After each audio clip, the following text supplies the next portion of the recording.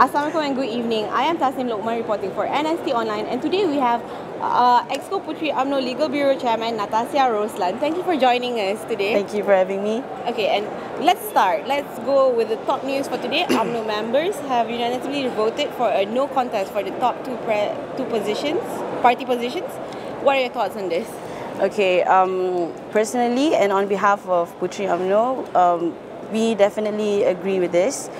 Because our top leaders in UMNO itself can actually focus on preparing for the election. So, because it's human nature, when there's supposed to be, you have to contest for that position, you have to contest, and you won't be focusing so much on one thing, but you also want to, start campaigning to win the post and all that. So it's more focused now to since we are heading towards the election. Yes. So that's you support this yourself? Yes, I personally agree with this. All right. So what's your role and responsibilities as a Puteri Umno Exco in charge of law? Okay, I am the chairman of the Legal Bureau, and the name of the bureau itself is quite a mouthful. It's called Biro Perundangan Profesional dan NGO Pergerakan Puteri Umno Malaysia. And under this bureau, I actually organize programs related to human rights, women's rights and children's rights. And so far, what we have done is actually that we have actually produced a booklet where we compile the frequently asked questions about divorce, about marriage and child custody and sexual harassment and all that.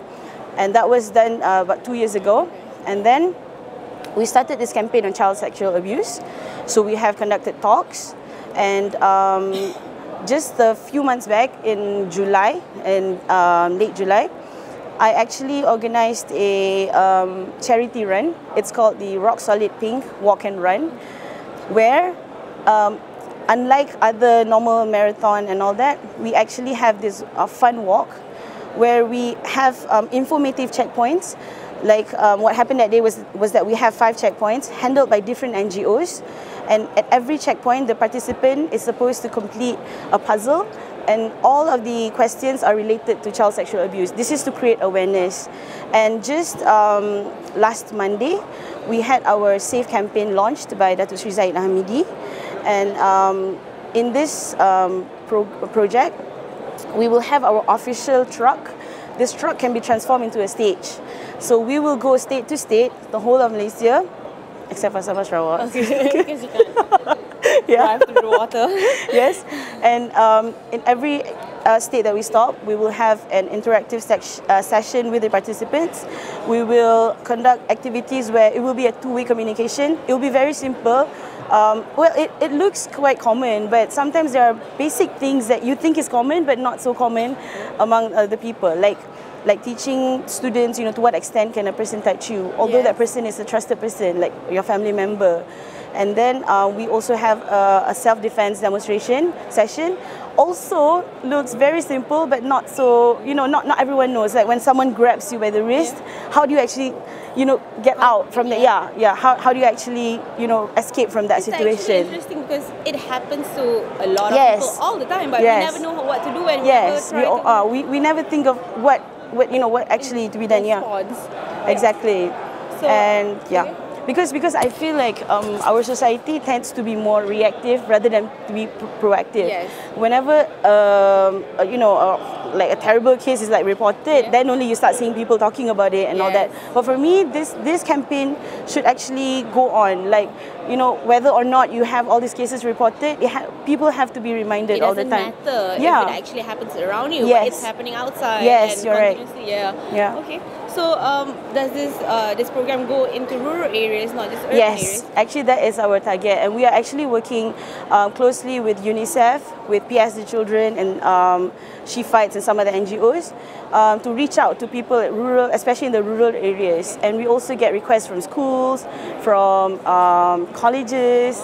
So we can actually go down to wherever you want us to go according to our we'll just fix in our schedule and all that. All right. How long has this been going on? We It has only been launched last Monday, Okay. but we Oh, wow, did last Monday. yeah, just recently. But we did a pilot project 3 weeks back in Selangor. Okay. Yeah, we received like good response from the parents because we were reaching out to, I think, like year 1 students. Yeah, so the parents were there as well, the young parents. So even they didn't, it's better for not just the kids to know, but for the parents to know as Yes. well, so that the parents can spread the information to the other kids and all that. It's not just one Yes. target age group. It's Yes. like from young to old. Yes, Kan? yes. Alright, so that is among the programs that you have started. Yeah. So what does this include? Social media education and awareness? Yes. In fact, during our Rock Solid Pink walk and run that we had, we managed to get the participation of 5,000 participants, runners and those who joined the walk. And one of the things that we highlighted is the sexual grooming issue, because I believe most parents nowadays, they're not even aware of the danger that their children are in because they're not updated with the new tactics, you see? Because parents are very busy, so sometimes they just think that their kids are online, on the phone, but they have no idea that their children are actually being sexually groomed. So for me, this is very important for not just the kids to know what's happening, but for the parents to also know the kind of danger that the kids are exposed to on social media. Especially. Maybe we could talk about social media use of fake news and in terms of politics, how they're spreading and all this fitna going around. How is there repercussions to it? Okay, for me, every statement made by anyone at all, the person making those statements they have to be responsible for it.